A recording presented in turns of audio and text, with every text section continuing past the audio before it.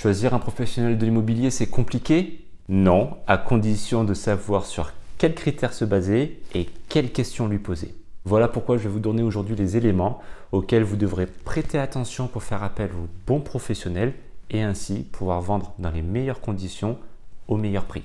Les conseils à appliquer, les erreurs à éviter, vous allez enfin savoir comment choisir le bon professionnel de l'immobilier pour votre projet. Mais avant ça, laissez-moi me présenter. Pour ceux qui ne me connaissent pas encore, moi c'est Michael Deveza, conseiller en immobilier sur le secteur de Pignan et ses alentours. Acheter ou vendre un appartement ou une maison est une étape importante, on est d'accord. Être bien accompagné permet donc de le vivre plus sereinement, tout simplement. Il faut savoir qu'entre les mains d'un professionnel, 70% des ventes arrivent à leur terme, soit à une vente conclue et effective. Ce taux de réussite, quant à lui, tombe à 29% quand c'est un propriétaire qui souhaite vendre par ses propres moyens. Comme on vient de le voir avec ces résultats, il n'y a pas photo. Si on veut vendre son bien immobilier, être accompagné d'un spécialiste reste la meilleure option. Mais voilà, vous n'échapperez pas à l'étape de la sélection, comment bien choisir son conseiller immobilier.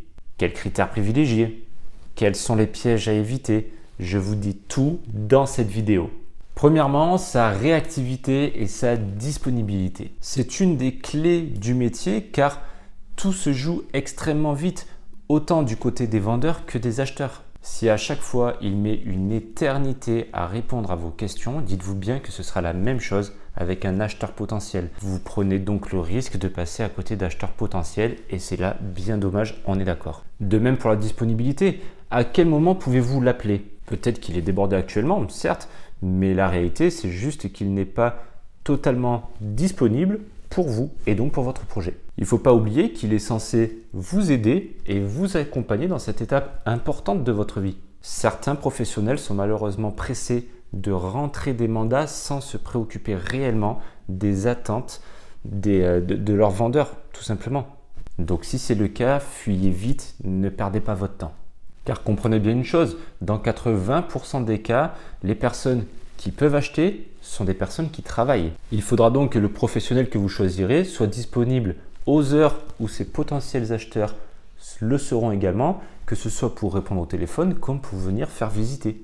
Pensez-vous réellement qu'une agence traditionnelle, ouverte à des heures de bureau tout aussi traditionnelles, sera un plus pour vos potentiels acheteurs? Moi perso, je pense pas. Surtout si nous prenons en compte que bien souvent, c'est Bernadette, la secrétaire standardiste de cette agence, qui devra répondre aux questions de ses potentiels acheteurs alors qu'elle n'a même jamais vu votre logement. Me concernant par exemple, ce sera toujours mon numéro de portable personnel qui apparaîtra sur toutes les annonces, mais je me rendrai également disponible au téléphone 6 jours sur 7, de 8h du matin à 20h30, que ce soit pour une conversation téléphonique ou alors jusqu'à 21h30 par message écrit. Et bien évidemment que pour certains cas exceptionnels, je suis capable de me rendre disponible le dimanche. Il ne faut pas oublier que nous avons, quand je dis nous, c'est avec les propriétaires qui m'ont fait confiance, nous avons un objectif commun, parce qu'on est en équipe, on a un objectif commun qui est de vendre. Et donc pour cela, s'il faut travailler les week-ends ainsi que les dimanches et jours fériés, bien évidemment que je le fais. Tout ceci pour pouvoir bien évidemment être disponible au moment où ces potentiels acheteurs le seront également. Deuxièmement, choisissez un professionnel de l'immobilier avec de l'expérience. Robert Irwin, auteur du livre Conseils et pièges pour acheter sa maison, a écrit ceci. Je cite: « L'agent immobilier qui n'aura pas un minimum de 5 ans d'expérience aura plus à apprendre de vous que vous de lui. » Et ça, c'est pas bon, fermez les guillemets.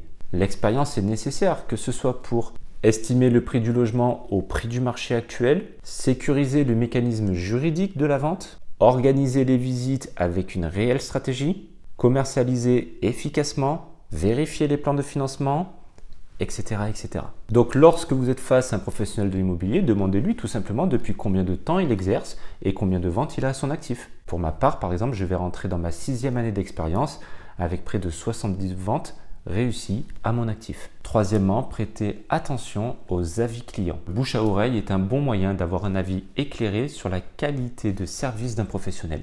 À l'heure d'Internet, il est aujourd'hui facile d'avoir accès aux avis clients de particuliers qui ont eux déjà fait affaire à ce professionnel. C'est humain et c'est prouvé, le bouche à oreille est essentiel pour se sentir rassuré.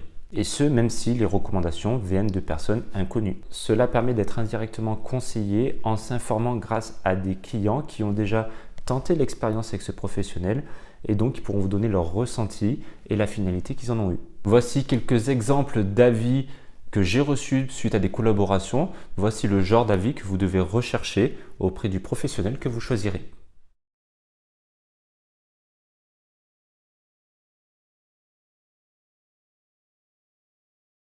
Quatrièmement, demandez-lui quelle stratégie et quels moyens il met en place pour vendre ses biens immobiliers. Aujourd'hui en France, il est malheureusement trop facile de travailler dans l'immobilier. Agence immobilière traditionnelle, agent indépendant, réseau de mandataires, agence nouvelle génération, agence low cost. Les acteurs immobiliers sont nombreux. En revanche, choisir un vrai professionnel digne de ce nom, ça c'est une autre histoire. C'est donc en toute logique qu'il est fortement conseillé de privilégier celui qui va mettre tout en œuvre pour sécuriser et vous aider à vendre rapidement et au meilleur prix. Déjà, dans un premier temps, vous pouvez lui demander de vous montrer les différentes annonces qu'il a actuellement à la vente.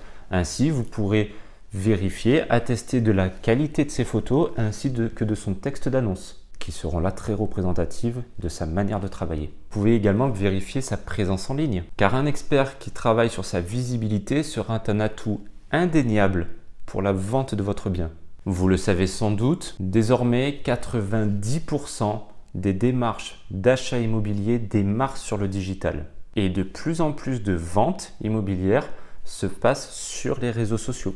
Mais paradoxalement à cela, beaucoup d'agences immobilières, beaucoup de professionnels de l'immobilier accusent un certain retard non négligeable dans ce canal de vente. L'existence donc d'une présence digitale accrue reste un élément primordial pour sélectionner le professionnel de l'immobilier avec qui vous choisirez de travailler. Voilà pourquoi il sera judicieux de vérifier s'il est présent et de manière efficace sur les réseaux sociaux tels que Facebook, Instagram, YouTube. Possède-t-il un site internet?